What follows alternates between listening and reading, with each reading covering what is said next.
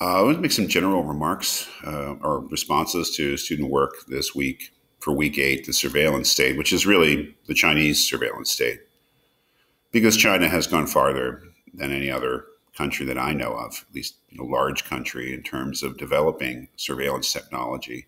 And I've given you things to read about that. I'm not going to make a PowerPoint and cite specific comments that students made in their work. I'm not really doing it because I have any fears, but maybe just to make a point. One of the things about the possibility that digital technology and the internet, especially, that they form a kind of potential panopticon, global digital panopticon, is that we're part of it now, in the sense that just think about this class, 20, 30 years ago, we would have met in some room at Drexel, and I would have given you a book to read or some books to read, and we would have discussed in the classroom. Think about the difference now, where everything's online and everything that we do is recorded. How I teach the class is recorded. Your work, though, of course, I don't share it, willy-nilly. I mean, it's recorded. It's all your work for this class is sitting on a server somewhere, right? Potentially being discoverable by somebody. That's what it is, and it's quite obvious that the potential for an invasion and a suppression of our academic freedom, mine as a teacher and yours as a student, is there for any actor who has the technical ability and the nefarious intent to do so. I've realized that for a long time, and especially realized that after COVID sent everything online for a while. And it was interesting to watch my colleagues who had no online teaching experience kind of fumble their way through and come to these realizations. I've been teaching online since 2009, so I have a lot of experience.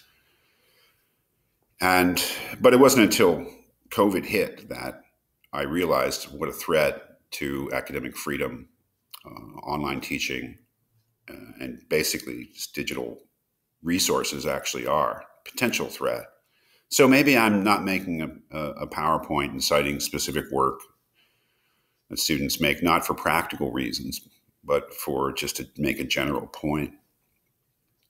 It's quite interesting, and it's dicey. It's a very sensitive subject. Once you start focusing on a particular country like China, there is, of course, the danger that you're unfairly pointing things out, that you are showing your prejudices against a particular country or a particular region of the world, or that you're engaging, let's say, in Western or American chauvinism. And I hope I'm not doing that, but I'm quite aware that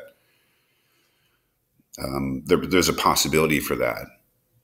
But as I said, I think in the video, there's just the Chinese government is just way, way, way ahead in terms of the use of digital surveillance than any other large country, at least.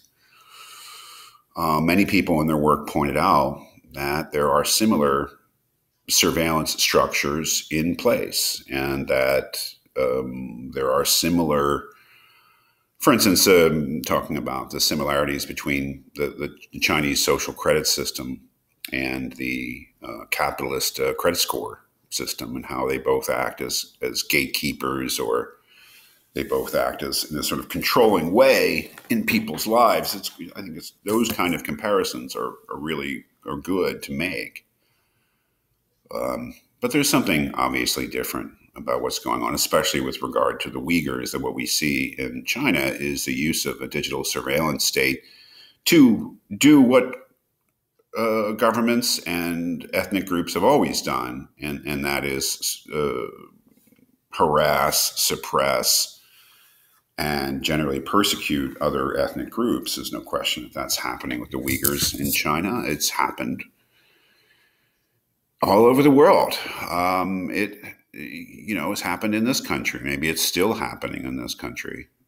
We have to be open to that in other countries. I mean, what's it like to be Muslim in France? What's it like to be black in America? What's it like to be Catholic in Northern Ireland? Every one of those groups is vulnerable, and every one of those groups has historically been badly treated. There's no question about it. The power, what I wanted to get across was not to condemn the Chinese government.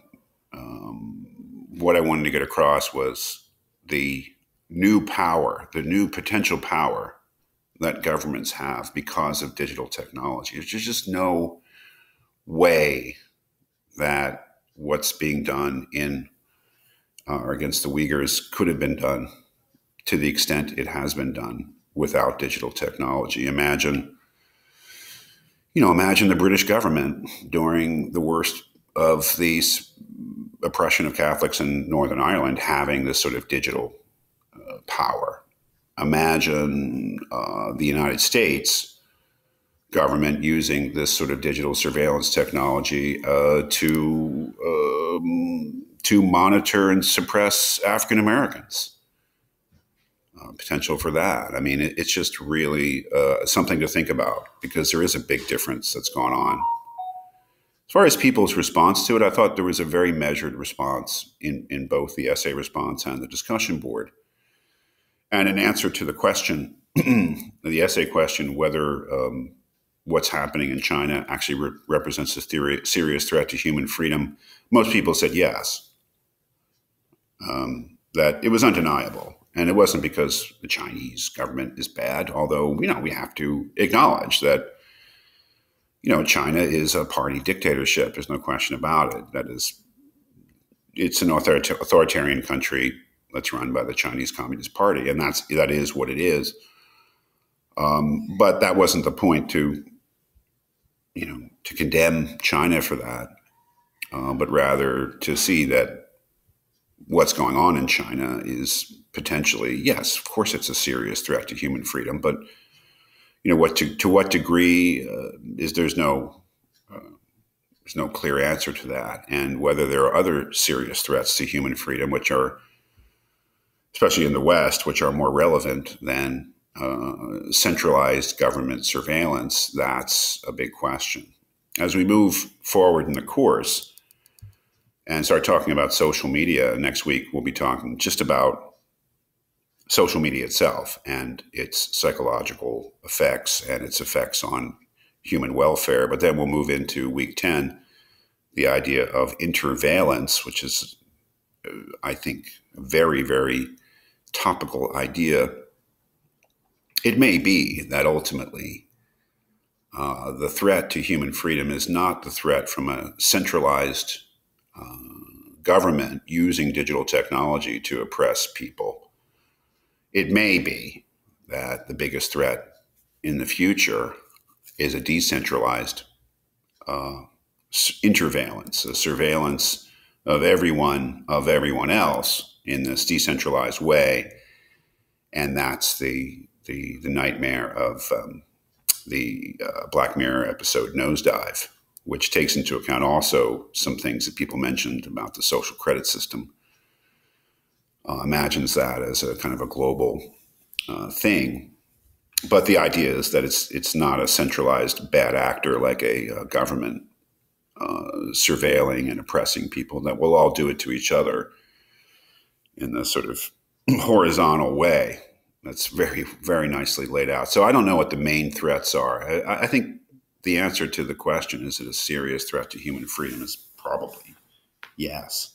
But that doesn't necessarily mean it's the biggest threat to human freedom as we move forward. There are other possibilities.